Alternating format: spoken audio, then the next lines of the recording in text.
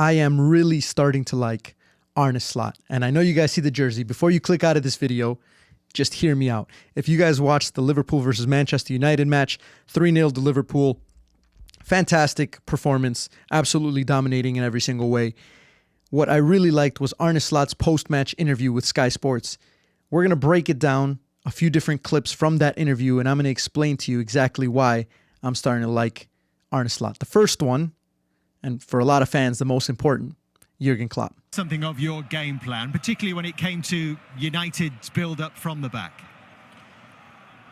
There's not a specific game plan in the build-up from the back, so we always want to press the opponent high. That's what Jurgen did. That's what we try to continue. So he specifically mentions Jurgen Klopp in the best way possible. He knows he can't be Jurgen Klopp. He can't be that for the fans, but he mentions him in a way that's respectful, talking about a tactic that Jurgen Klopp used to use that he wants to continue when a lot of managers want to separate themselves from the previous regime as quickly as possible. I like that he does this. I like that he shows his appreciation for Jurgen Klopp. And I think this is a fantastic way to get fans on your side, especially the ones that are still a little bit salty about Jurgen Klopp not being there. The next bit of the interview, which is one of my favorites, the tactics. Arne, I saw your press conference and you mentioned that Manchester United's style is different this season in your opinion. What did you identify that allowed you to get this result today? Last season they were man marking on the midfield and they had a press with the 7-9-11, so with the striker and one of the wingers jumped with him. This season they are more with a 9 and 10 press, so they're more in a 4-4-2. So that's different, of course. Did you know when you would win it high up the pitch, you would be straight at him, really?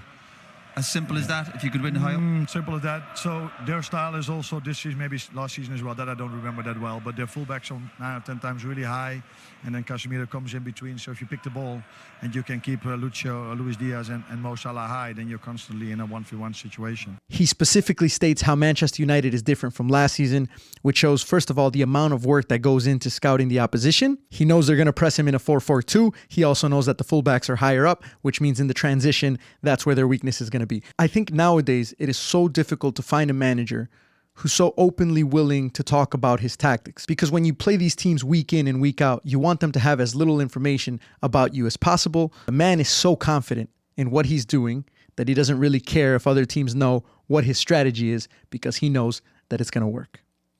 The next bit talks about the forwards. Is that in some ways a gamble from you in a sense to make sure that Mo Salah and Luis Diaz are staying high up the pitch?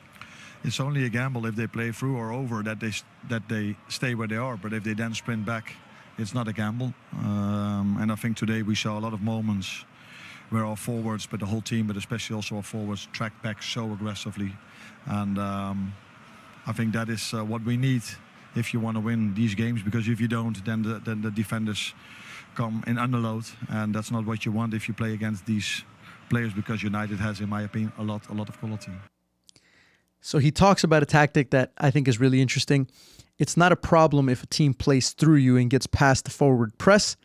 It is a problem if the forwards don't recover immediately.